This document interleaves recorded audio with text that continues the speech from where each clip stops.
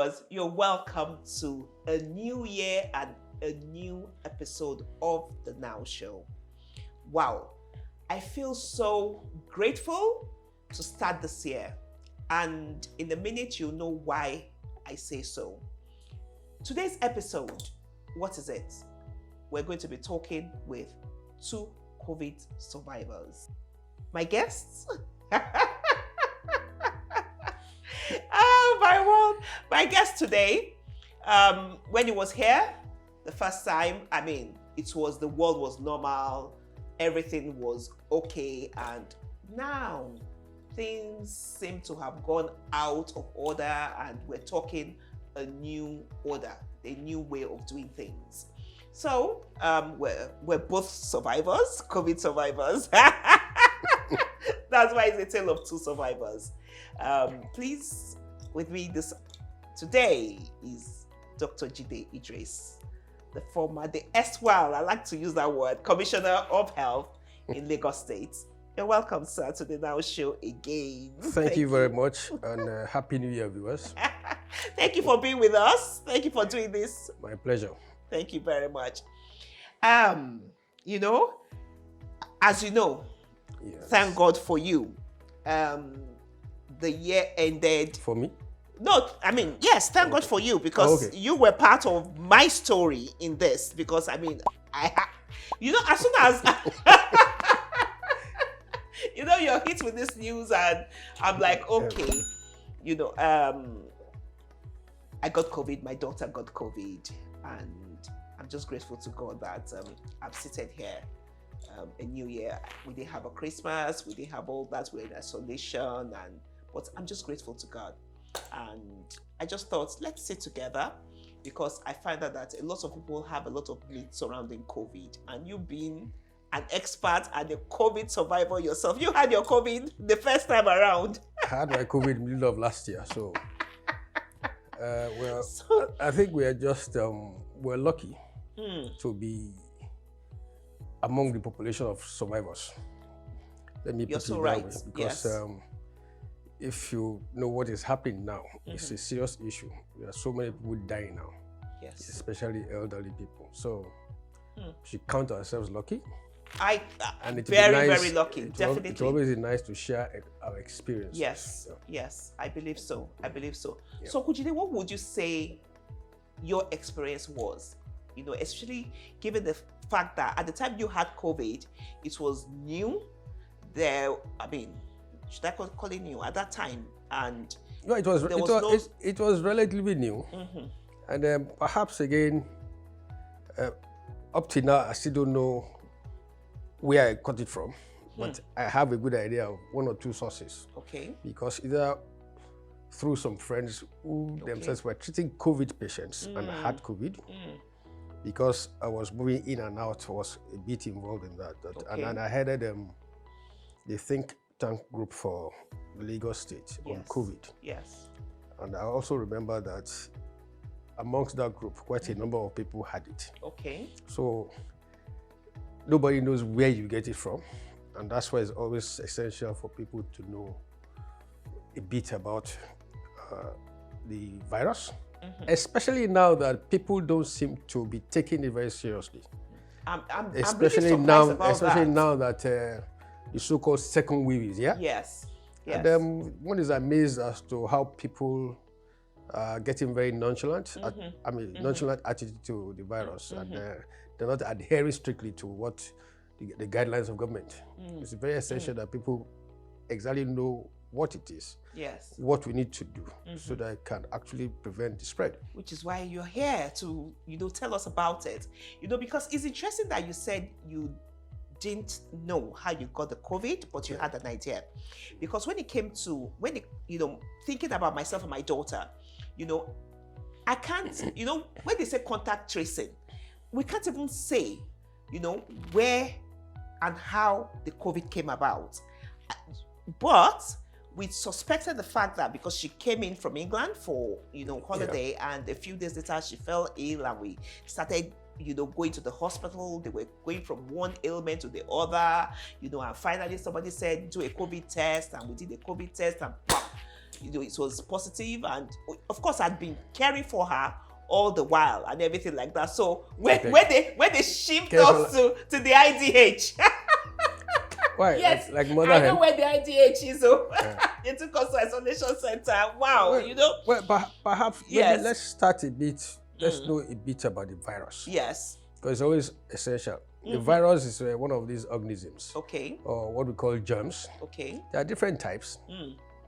And you need to know how the nature of this virus. They call it RNA virus. I don't know how to break it down for us. How to describe it for people. In layman's language, so that we can. There are different types of viruses. Okay. But this particular virus is very similar to the common cold virus or the flu virus. They are all in the same class of virus. That's why they call them coronaviruses. Okay. So COVID is a form of a coronavirus, but it's a slightly different form because now most times these coronaviruses cause respiratory problem. I mean, diseases in people. But you need to also understand where they come from. Okay. That's what they call zoonosis. That is diseases of animals, and they've traced these viruses from. If you remember, there was a time 2003, if I remember rightly, they called SARS, severe acute respiratory syndrome. Okay. Discovered in the Far East, China, Asia, that it was caused by a coronavirus, and that killed many people. And again, it was noted that it's similar to COVID virus. It's a variant of COVID virus, and that one was discovered in bats. Okay. That's the primary, they call reservoir. They live with bats. They don't kill the bats. They live and thrive. But occasionally they undergo mutation, just like we're talking of the second wave now. Okay. Okay. That now infects another animal called the civets. Yeah. In the civets, there goes another mutation that now infects a human being, and it may produce mild symptoms, redness of the eye, all those funny things. But how do you get it? How do you get it? That I'm saying. For COVID now, the same thing. COVID started from bats. We said it originated from bats. Okay. That moved to what they call pangolins. Okay. And before it infected men. But it causes respiratory problems, I mean, breathing problems. And how it presents that it's spread by droplet infection. Yes. When you sneeze, when you cough. Okay. And this, if you're infected with a virus, it can release those viruses into the atmosphere. Droplets, it comes out, it can drop. Because I was going to say, and there again, must be some other way apart from the sneezing and the coughing. Oh, there are other ways. For me, some people nobody say sneezed around me, nobody coughed some around people me. say fecal oral. Okay. It can be digested, pass out of the feces, but okay. when it comes in contact with your hands, yes, it can touch surfaces or that so other people can catch it. Pick up the COVID from surfaces. Oh, definitely. Yes. That's why when they say your door handles. Yes. So it's not just about somebody sneezing or coughing around you. You can actually pick it up. When you even sneeze, the droplet can fall on any surface. Yes. It can come out on the table, doors, windows. Exactly. So somebody else touching that will pick up the COVID. And again, it can come in contact with your nose, or let's say you touch your face, and that's how this is spread. So it's important that you don't touch. I mean, as much as possible. I guess that's why they tell us to wash our hands. That's why they tell you often. Wash your hands often. Have respiratory hygiene. When you cough, cover your nose. Yes. When you sneeze into your hand, it's the only way of preventing the spread or the dispersion of these droplets. Yes. Then I'm thinking maybe we should try to avoid touching our eyes, our nose, and precisely our mouth. Because you touch your eyes, touch your nose again. Yes, because somehow, it might be infected here. Yes, from your hand. It goes into your respiratory systems and all, and that kind of thing. But again, once the thing gets into your lungs, that's when it starts causing all these problems. Your first reaction is to cough. You can have fever. You can have sore throat. Yes. You can have, mostly it's dry cough. Yes. If it's worse, you can have breathing difficulties, respiratory. That's when now it's affected your lungs. Yes. But the thing about the virus is that it gets into your lungs. It multiplies within your lungs, and you get more and more of these viruses developing within the lung tissue. Wow. And so when you cough, when you sneeze, a lot of this are released again into the air. But again, as it happens within your lungs again, it can cause reactions because now the body starts reacting to the virus. When just like the body reacts to any foreign body, the virus is a foreign body. It's a way of protecting the body. But because of the reaction, certain chemicals are released within your lungs. These are things now that cause the destruction or the effects in other parts of the body. Okay. One, in the lungs, it can affect your expansion, the brain provides oxygen, air exchange. And that's when you start having this breathing difficulty. If it's too much, your oxygen level tension goes down. Okay. That is one, and that's why. But So more that's why they importantly, monitor your oxygen level. part of the reaction is that some chemicals are released within your lungs that get into your bloodstreams. Okay. It's what they call body reaction to infection or whatever. But some of these can be destructive, and some of these affect the coagulation systems, your blood clotting mechanism. Okay. And you have blood clots all over, and that's how the thing goes around to affect other parts of the body. It can affect your brain, it can affect your kidneys, it can affect many things. And that's the one that is more serious. The way you're presenting it, I mean, now I can see why people are scared when they hear COVID. Yeah. But should COVID really be a stigma?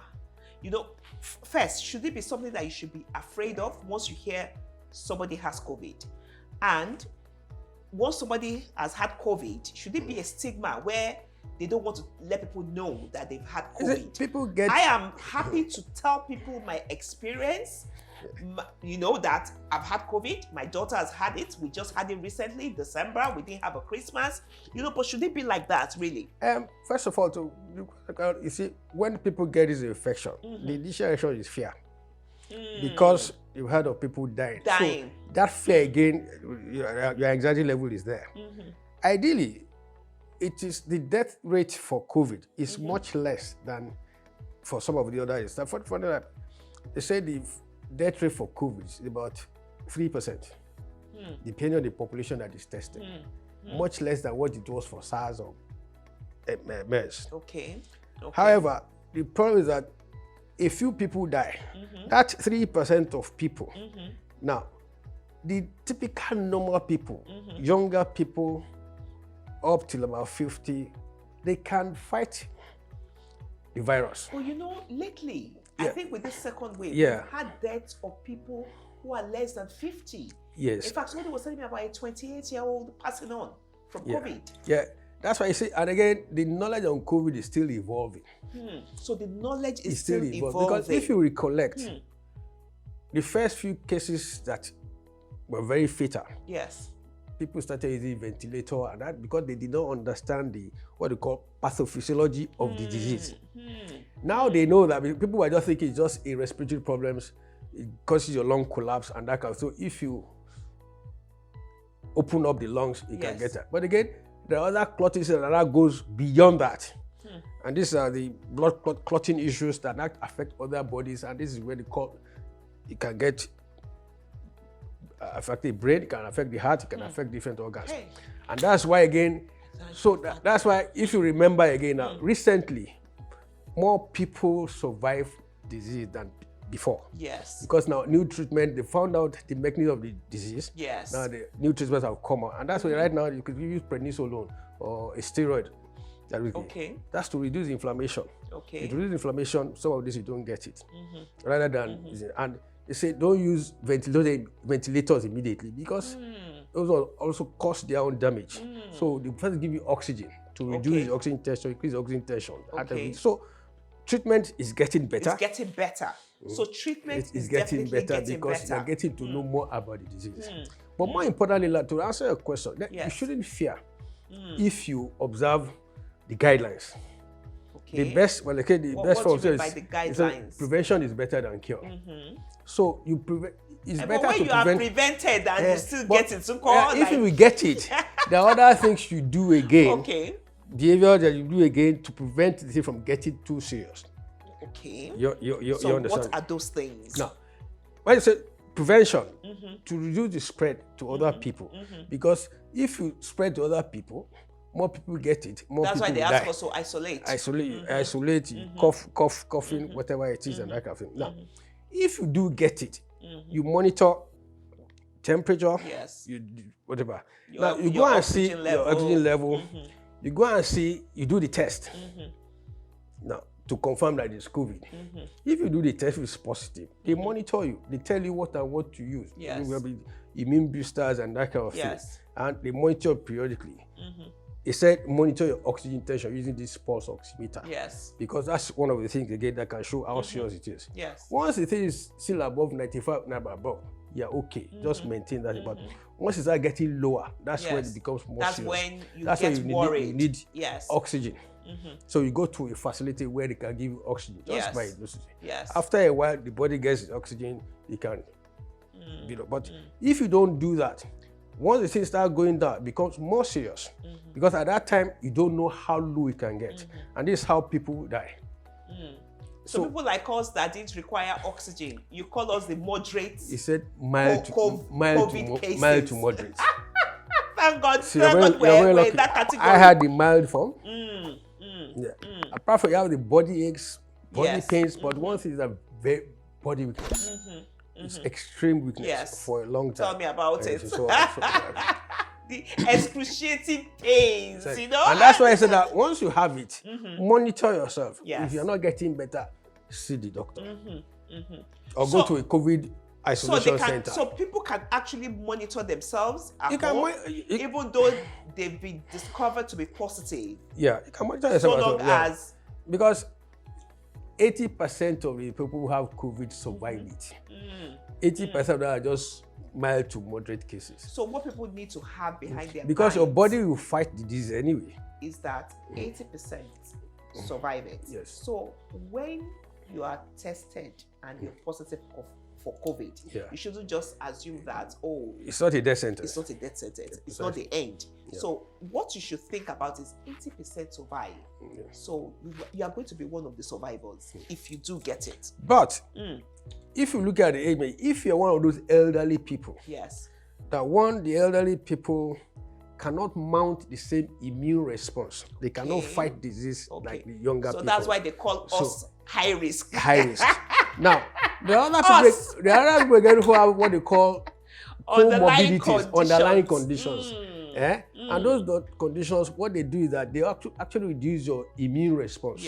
Your ability to fight any disease. I think for me, that was what was at the back of my mind, you know. That was one of the reasons for your fear. well, if you call it fear, but you can't blame me. No, I'm not blaming you. I have high blood pressure, and you know that. Why is that going? If you have high blood pressure, yes. If you have maybe cancer, if you have chronic respiratory problems, you have diabetes, if you are obese, you know, you fall and that age limit over 60, 65 and above, then you are vulnerable. So you have to be very careful. In fact, they say if you have such people in your family who are even negative, stay away from them. So like right now in your opening speech, COVID has changed the world. And the world is not going to go back to what it used to be. Let's be realistic. The world is not going to go back to what it used to be. COVID has affected many things in this world. That's right. All industries. Right. But let's go back to this first. So the elderly people. Just looking at myself, I would have traveled like how many times, you know, but anyway, that's just a pie.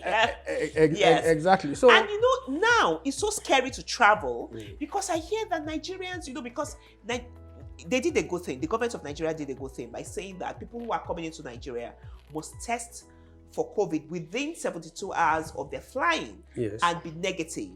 But I hear that now Nigerians now know because the airlines don't verify your certificates when you bring it to them. So people are actually getting fake certificates to present to the airlines to fly. So that's how they're spreading the infection on the planes. The fake certificate from here or from over there? From wherever they're coming in from. You know, because wherever they're coming in from, you're coming into Nigeria, you're meant to have a negative COVID test report. But that negative COVID test report, the airlines just look at it and they allow you board.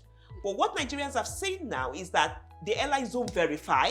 So many people, because these tests are actually expensive, you know, so because they have to pay the 50,000 local one, which they have to take on 7 days of arrival. That's why one of those recommendations by WHO and others do that in the pandemics like this. It doesn't necessarily have to be COVID. The same thing happened to Ebola. The same thing can happen to whatever it is. I say, one of the ways of continuing is that collaboration between governments, between nationals. Part of the collaboration is all these guidelines, travel guidelines, what you should do, I mean, the world, different countries signed to the same world security agenda. Yes. And this is part of it, so that you can take some responsibilities, take responsibility for your own country, so that the other countries have to do the same thing. You're supposed to work together to be to address the community. And that's why, again, this international travel is a must. Even when you come in here again, between states, there must be collaboration. Between states and federal government, there must be collaboration. Because even within Nigeria, you find different states with different laws, on COVID, different rules, Some states are allowing people travel up and down, and some are saying, no movement and things like that. But people are coming in from other places to infect the states where people are not moving. It shouldn't be. Again, but it must be one set of rules. The problem is now, how do you enforce those rules in different states? And again, there are other different circumstances. I think right now in this environment, one of the major issues, which is also a consequence of COVID, is the economy. There's extreme poverty, there's no money, people are losing their jobs to work, and that's why people are getting anxious. They must eat. And that's why, again, when it comes to decisions like this, government has to weigh both sides. Okay. Especially when the poverty level is extremely high. And a lot of people are using daily subsistence. They have to work daily to get their money. If you say, but I think in working daily or wherever you're going, if you have it at the back of your mind that COVID is real, and you do what you're meant to do, social distancing, well, you just find that a lot of people don't. You go to the markets and you see that people don't even. That is part of the problem. That's part of the problem government are facing now. And one of the reasons, like I told you, is the economy, because people, and again, from what I've gathered from people don't even believe that it's COVID, or some people believe that it's the disease of the affluent, people like you. For instance. Very funny. so, and again, I claim it. Like so, it doesn't concern us. And the fact that all those majority of people are strong people, younger people. They may have it, they may not even know they have it. It's asymptomatic, so they don't feel there's a need for them to be. So it's a matter of it's a combination of many factors in this environment, and like everybody has to play his role. Government has to play his role. The people themselves have to play their roles. This education, I think it even has to go as far as the medical team, medical personnel themselves, because I remember the hospital where myself and my daughter were, because my daughter had been on admission and they were treating her for different things, and as soon as a COVID test result came out and it was positive, it was like they shut down our room. Like we now became people that they couldn't come near, and by the time they were moving us to the IDH, they brought one lanky nurse wearing lanky. Yes, I mean, I looked at it. That was intimidation as far as I was concerned. Well, perhaps it's understandable. And, with the PPE, like we were going to infect people easily, and this was a room where they were coming in before, that kind of a thing. Education even has to be. I agree with you. For the medical and that's why team. It's not all hospitals that treat COVID that can handle COVID patients. Okay. One of the things they were doing here, but the silly thing that they did was that when people were coming into that hospital, I believe that in a hospital, the first thing you do when somebody comes in sick is to even rule out COVID, especially in a time like this. But they didn't do all that. I'm not giving excuses, and but again, I can't go to the only ones. You see, number one, let me say that now happened most to have COVID later. Most hospitals in our environment here are not purpose built for this. That purpose in the sense that you don't know who is having an infectious problem. So ideally, they should have washed their hands, use hand gloves, use face masks, especially now. And now, what people need to realize is that them taking your temperature before you enter anywhere it's not a guarantee that person does not have COVID though. Because he may have COVID, he may not have fever. Yes. Some of them may not have fever. That is something to stress. So that's what I'm saying that so people that feel comfortable going for functions where they take their temperature before going in, that is not a guarantee. Yeah, one of the things I'm going to say, a hospital facility who wants to treat COVID or any somebody must be infectious prevention and control compliant. So they go there. I mean, how you treat infectious disease, how you avoid people from touching this, how you keep your breathing. These are things they normally look into. And that's why most of the hospitals now, they accredit to treat COVID must be IPC compliant. There are specific things they go to look for. Because ordinarily, most of these facilities don't comply. And it's not part of the education. When we're in medical school, if you suspect an infectious disease, a certain situation, you wash your hands. In fact, hand washing alone can reduce the spread of this by almost 40%. You don't know. Amazing. Now, talking about this very infectious that can spread easily, it becomes another thing. Now, depending on the mode of spread, this one by droplet, that's why I say use face masks to even reduce the amount of things you release. You know, if you're a doctor, wear PPE. Personal protective equipment, because then you have to protect yourself as a doctor, and that's why most doctors run away, because most hospitals don't have all this enough PPE to protect themselves. In fact, there was a and joke that's why they are afraid. Was that they were giving them masks to wear for 3 days. Can you imagine? It doesn't make sense. One mask for 3 days. It's one of those lapses or gaps in our environment. So, and that's why we say for this particular kind of disease, it's not everybody, because some patients can come for something else entirely. They may not even know they have COVID. Of course, most people don't know they have COVID. So, and the doctor goes to see you thinking that he wants to treat something else. He catches COVID. He may not prevent. So, and that's why, again, some of these guidelines are put in place. Okay. I mean, we know we could go on and on and on, because sometimes you look at it, you don't really have enough time to, talk about some of these subjects. One last question that I need to ask you, because our time is fast spent, sir, is, this myth about somebody who died from COVID. I mean, somebody was saying to me, the other day that, they don't want to attend one funeral because the person died from COVID before they have COVID. And I'm thinking, is it possible to have COVID from a dead body, from somebody who died from COVID? It's possible. It depends on the time the person died and the time they want to touch it. And that's why if a person dies in a hospital now, before they give you death certificate, they need to test the blood, take some blood to ensure that the virus is not on the body, because it can be spread. So if the person gets there and again died for a long period of time, you can rest assured that okay, the virus may not be there again. But if it's within a short period of time, it's part of a guideline now that they will not release the body to you until they take samples and test for the blood. Okay, so, and they have a way of they guide you as to how you prepare the body, how you prepare the body for burial. Okay. Average span of COVID.